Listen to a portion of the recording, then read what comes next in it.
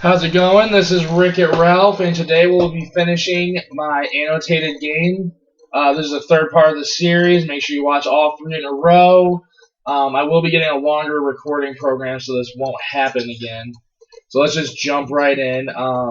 I played J4 to prevent this cannon threat, and then the cannon plays over to B12, and this is the kind of thing we see in the end game, which is why the cannons are annoying.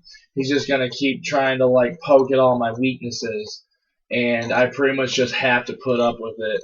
So I played B5. He could have came over and threatened this pawn, but really it's just kind of pointless. Eventually, it's just gonna stop being able to threaten me anymore. He played elephant to J9, so he's trying to take advantage of the fact that my elephant is misplaced and hope that he can get a majority on me. But I actually have a majority already, so it doesn't matter. I play L4 to protect this pawn from the cannon. It's very important not to let cannons into your enemy lines because this gets very dangerous. If you're going to let them in, make sure your attack's more dangerous. That's all I got to say. He played G6, just trying to break down the pawn structure more as we've seen in the other video. And I just take it. I really just want to get things going as quick as possible. He takes back with the knight. I play Prince takes E6.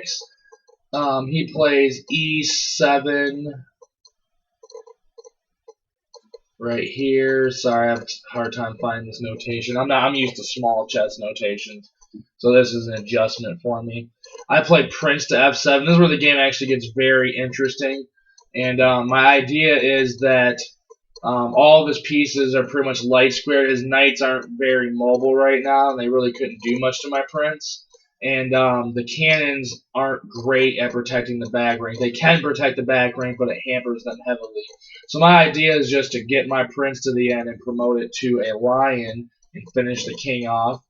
So I play prince to F7. He plays knight to F6, trying to assault my prince. I actually gambit this prince off. This is probably not the best move. I wouldn't recommend this in a long-term game, but I really just wanted to end it, and I thought it would be fun. So he plays knight takes G4. I play prince to G10. He plays knight takes I3 check. And I play king to H3, trying to pick the knight back up. He plays cannon to D12, so this is him protecting the back rank from my promotion. But with my elephant and bishop, I can actually assault the king and either win a piece somehow, or at very least gain a great position. So he plays. I play king takes I3, so I scoop up the knight since there's not much going on tactically. He plays elephant to H7, and then I play prince takes H9. My idea here is really just to kind of disrupt his outpost and try to make his pieces all refugees. So he plays cannon to takes D4, and I think this is a mistake because he just made his back rank extremely weak now. So I just bring my prince right back to G10 where it was. G10 where it was. He tries to directly block me with the cannon. I actually missed that I could have just moved straight up and threatened the cannon, but it's not such a big deal. I mean, I'm pretty much won at this point anyways. So he plays his cannon to G12. I play prince to F12, or prince to F10, I'm sorry. And he plays his cannon over, tries to play the same game. This is when I actually realized that I could just assault the cannon. So first I played elephant to E6, and I did this to try to start a mating net on the king, which was my idea here is that when I do get the line, I want to make sure the king has no way to get away whatsoever. So he plays king to D9, and this is pretty much just speaking for itself now. And I play prince to E11, and at this point he cannot stop me from promoting my prince, and this is pretty much the final nail in his coffin, so to speak. He plays cannon to F3, so he wants to go down swinging, but it's really quite futile at this point. So I'm going to be honest. I actually blundered and played my prince right here initially, but I didn't think that would make for a good instructive game. So I took it back and showed the instructive line. To be fair, I was getting frustrated at this point. So, go here. Sorry, I had a little error. I had plenty of time to finish this video for once. So I played, so the real move that I should have played, and I did play for instruction purposes, is E12. And the only reason I played here was to try to be fancy and get the king out faster, but I just wasn't paying attention. So at this point, after I get my lion, the game ends in 2 moves. He plays cannon to F4. No, that's not right. I'm sorry, people. He plays king to D8. That's what he plays. And then I just play lion to E10, and that is GG right there. This is an example of how dangerous the lion truly is. He doesn't even really need these pieces supporting him right here. As long as he can keep the king away from any completely closed structure, like maybe these 3 pawns right here, if it was plugged with 2 pieces, then he might be able to get away. But really, an open king is just a nice juicy target. And this is the reason I upgraded to a lion instead of a queen. Now, if his king was ultra safe, I would prefer a queen because ultimately a queen has more long range power and will do much, much better in the end game. But the lion is just a very tenacious piece, and this is why I promoted to a lion.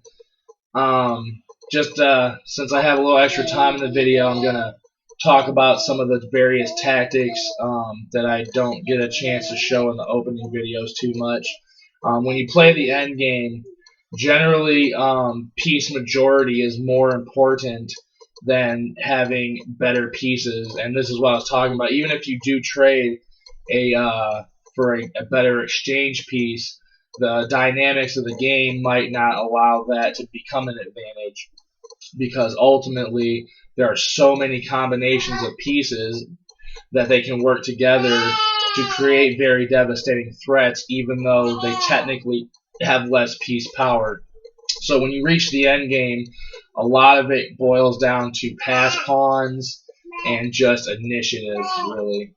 If you have a good attack on the king, and that can allow you to take over and destroy a pawn structure, 3 pass pawns or just 2 connected pass pawns are extremely dangerous. In fact, they are more valuable than a camel in the end game.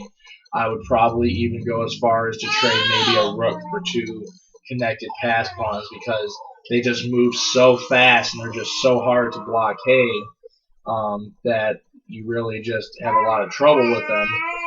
And when you're considering your endgame prospects, just remember that the safer your structure is, the more you can fall back on your material advantage. So if your opponent plays in such a way where they're not attacking you relentlessly, then you might be able to actually create a fully safe structure like you would in normal chess.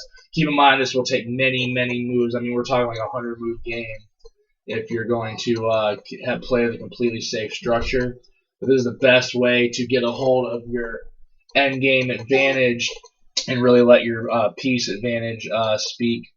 Now, on the opposite side of the spectrum, if you are playing with a piece disadvantage, what you really want to do is play for short-term advantages and just try to get lots of tactical positional pushes and really just attack their king or try to take advantage of. The thing about Metamachy is there's a lot of pieces clumped together, so this makes a lot of skewers possible, x-rays, and this is the reason you can give up material sometimes and sometimes just win it right back, honestly. But thanks for listening. I will be releasing more opening videos, and maybe I'll do another game if I can find a less painful way to do it. But yeah, I will be in the next video. I will be showing the pin variation. So make sure you tune in. Thanks for watching. See you later.